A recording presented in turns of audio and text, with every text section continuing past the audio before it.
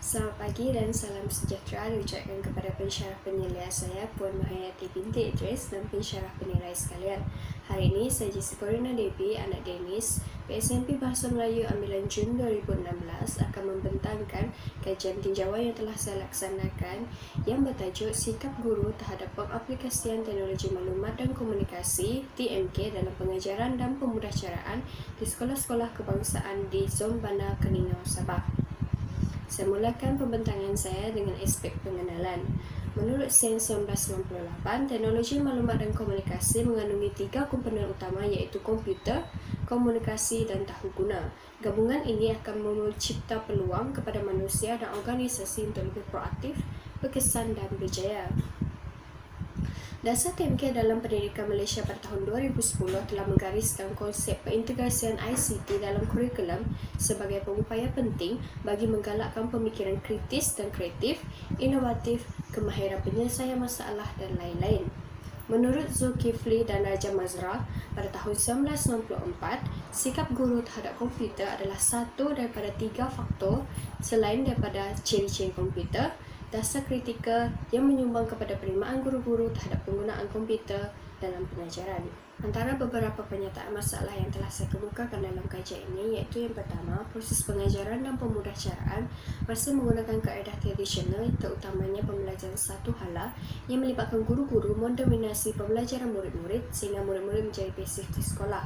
Yang kedua, persepsi positif atau negatif guru-guru di sekolah mengenai penggunaan TMK dalam memudahkan proses pengajaran merupakan salah satu faktor yang mempengaruhi penerimaan guru-guru terhadap TMK.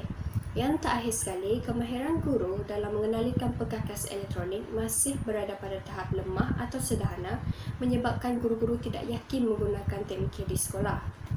Antara beberapa objektif kajian yang telah saya kemukakan dalam kajian ini adalah 1. Mengukur sikap guru terhadap aplikasi TMK dalam PDPC di sekolah-sekolah kebangsaan di Zon Bandar Keningau. Objektif kajian saya kedua hingga kelima adalah berdasarkan demografi yang telah saya pilih, iaitu mengenal pasti perbezaan sikap guru terhadap pengaplikasian teknologi maklumat dan komunikasi dalam PDPC berdasarkan jantina. Yang ketiga, berdasarkan pengalaman penggunaan komputer. Yang keempat, berdasarkan bidang pengukusan. Dan yang terakhir sekali adalah berdasarkan kehadiran khusus TMK dalam kalangan guru-guru. Kita balik kepada soalan kajian. Soalan kajian juga saya telah kemukakan 5, iaitu yang pertama, apakah sikap guru terhadap pengaplikasian TMK dalam PDPC di sekolah-sekolah kebangsaan di Zon Bandar Keningau, Sabah.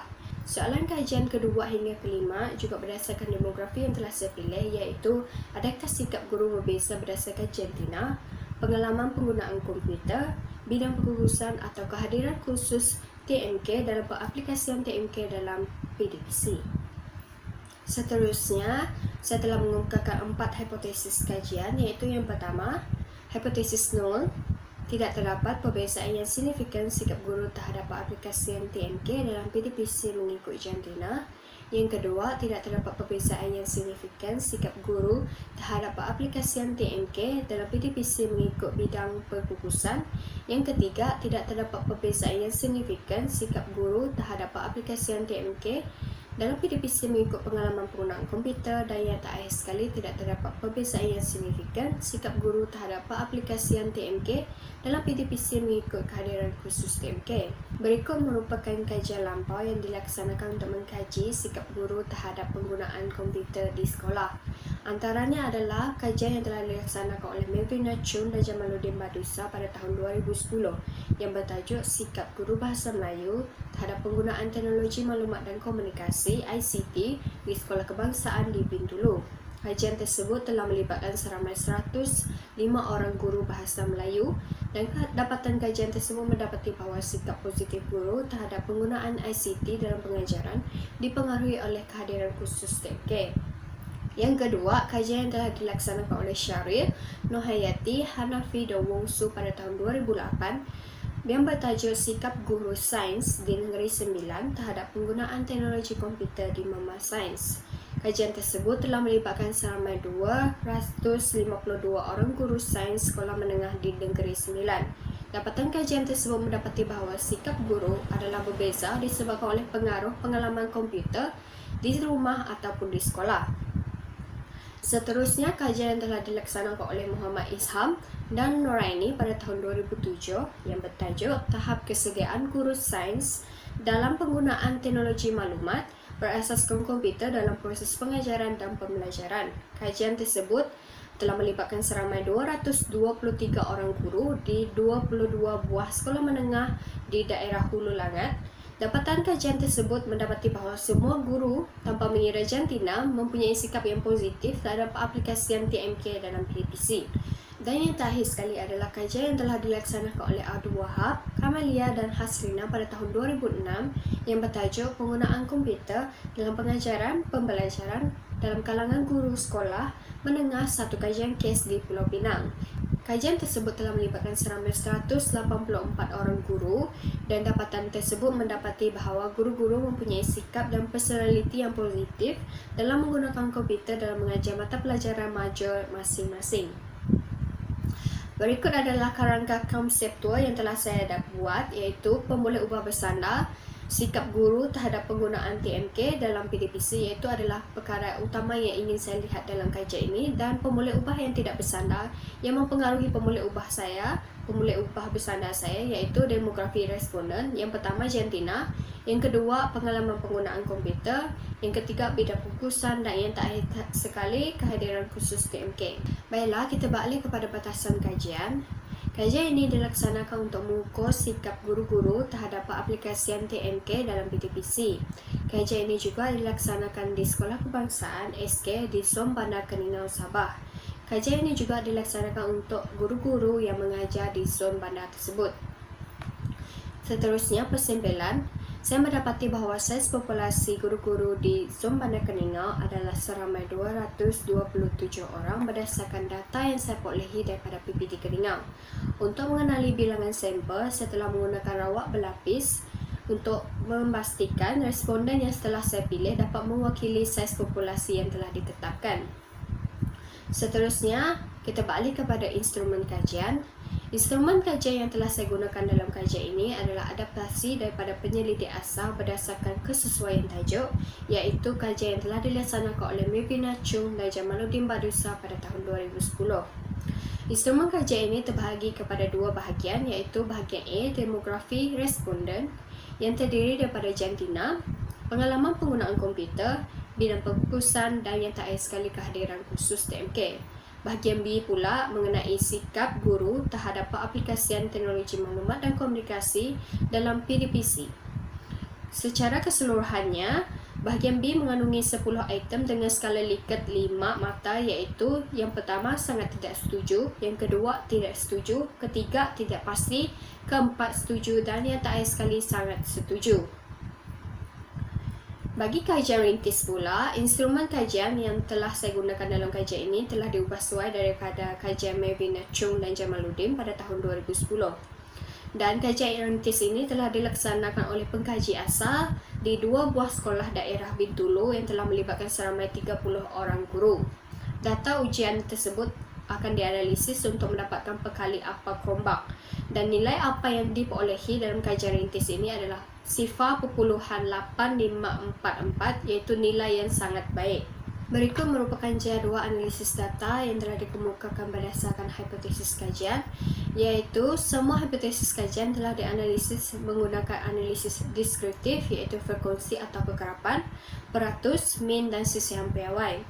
Bagi analisis inferensi pula, hipotesis pertama, ketiga dan yang keempat menggunakan ujian T, manakala hipotesis kedua menggunakan ANOVA satu halal.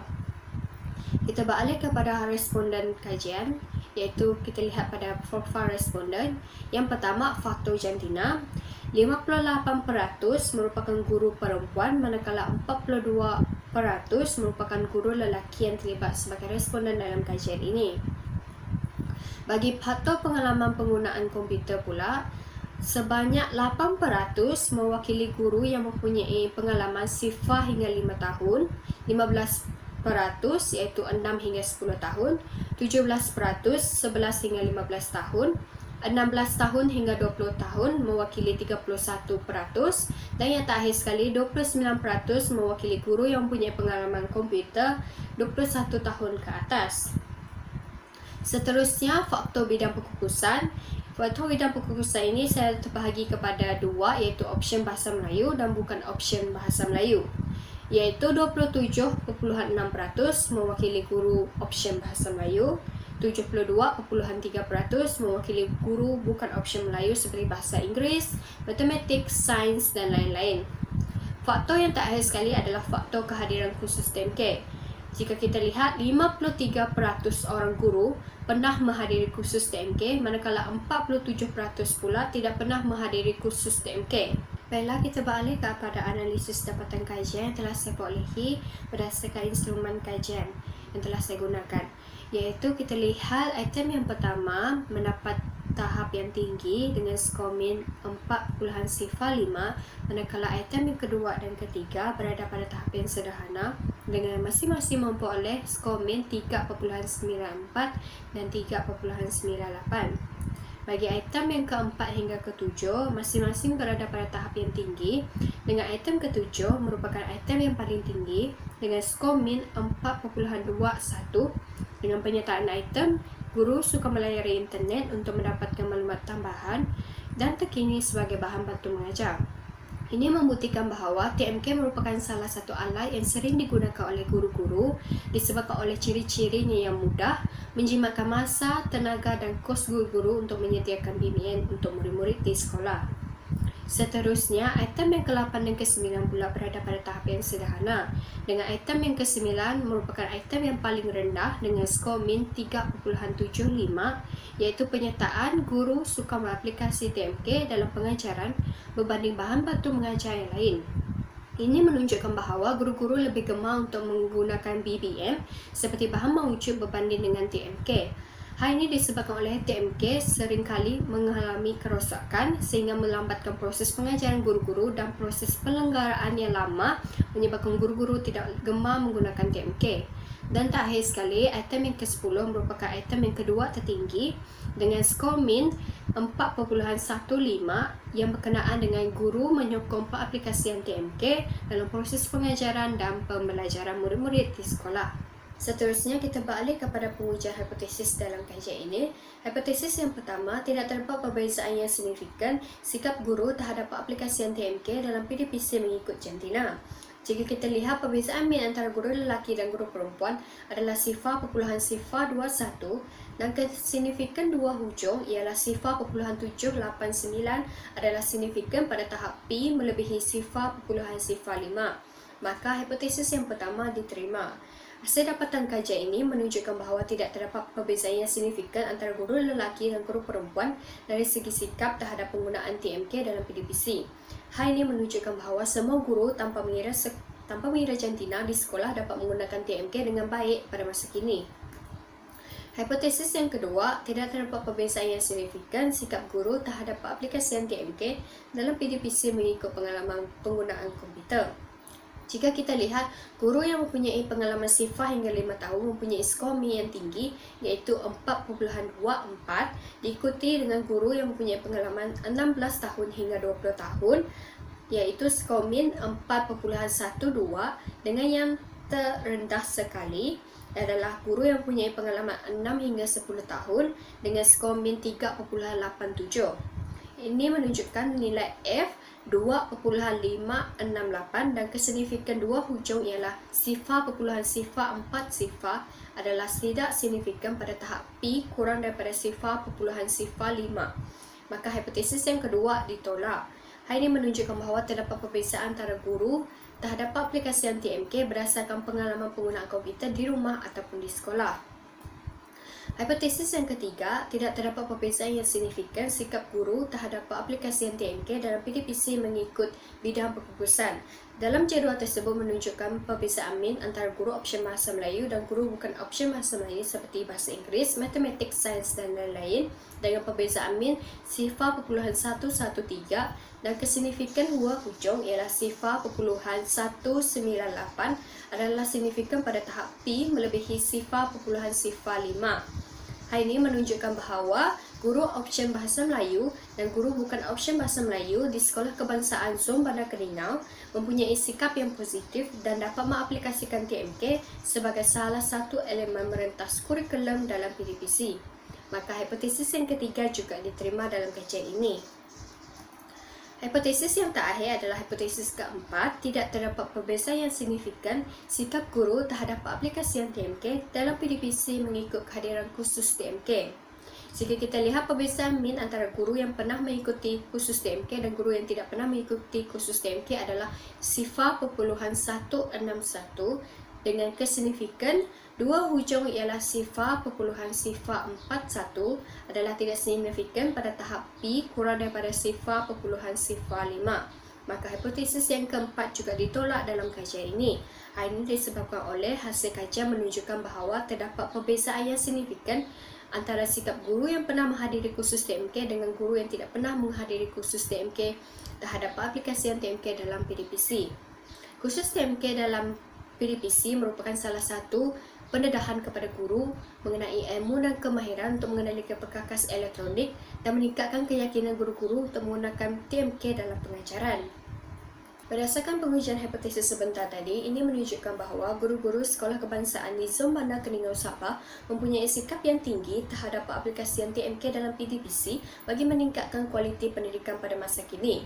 Pada masa yang sama, usaha pihak KPM dalam memupuk sikap positif dalam kalangan guru-guru tanpa mengira jantina dapat mengubah budaya persekolahan dengan menggunakan teknologi terkini.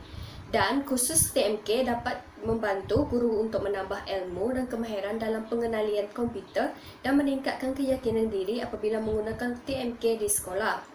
Pada masa yang sama juga, pengaruh pengalaman menggunakan komputer di rumah dapat membentuk sikap yang positif dalam kalangan guru-guru untuk menerima penggunaan TMK di sekolah, termasuk peralihan penggunaan komputer kepada komputer riba yang lebih mudah untuk dibawa ke mana-mana saja.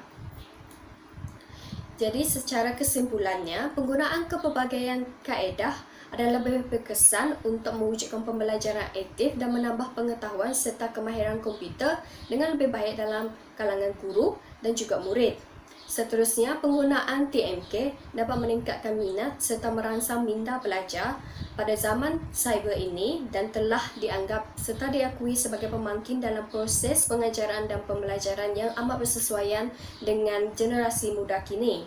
Perintegrasian TMK dalam PDP memerlukan prasarana yang mencukupi seperti kemudahan mama komputer, peralatan berkaitan penggunaan teknologi maklumat serta penyediaan dan penyelenggaraan komputer yang mencukupi dan lancar bagi memastikan kelancaran PDPC di sekolah.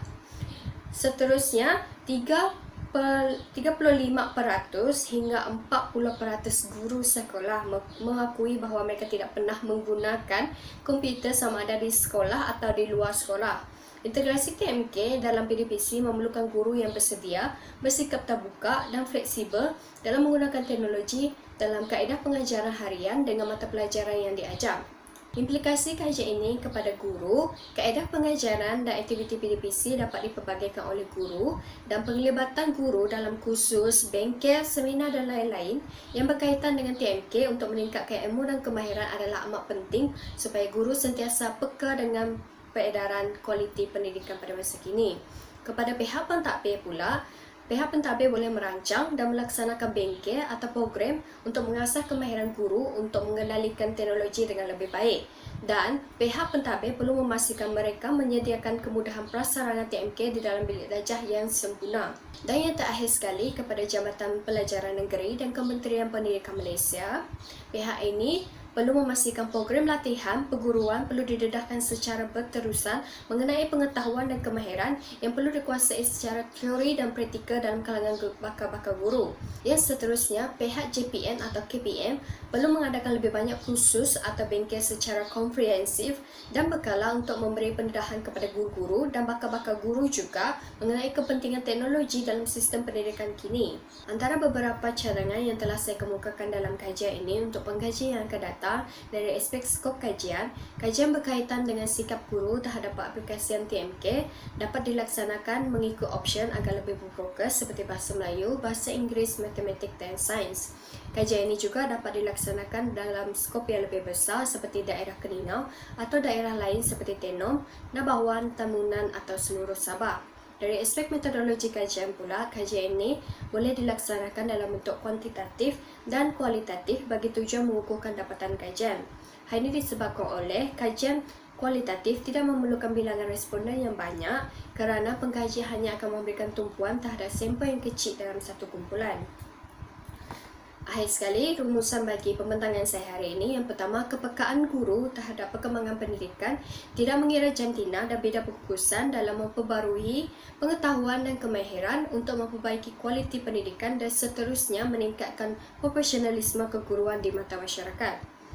Yang kedua, hasrat untuk mencapai pengaplikasian TMK secara menyeluruh dalam PDPC memerlukan dua jenis perubahan dalam kalangan guru-guru. Perubahan yang pertama, guru perlu diberikan keyakinan bahawa pengaplikasian TMK dalam PDPC akan mendatangkan pelbagai kebaikan dan kepentingan kepada pengajaran guru dan pembelajaran di murid dan bukannya keburukan semata-mata.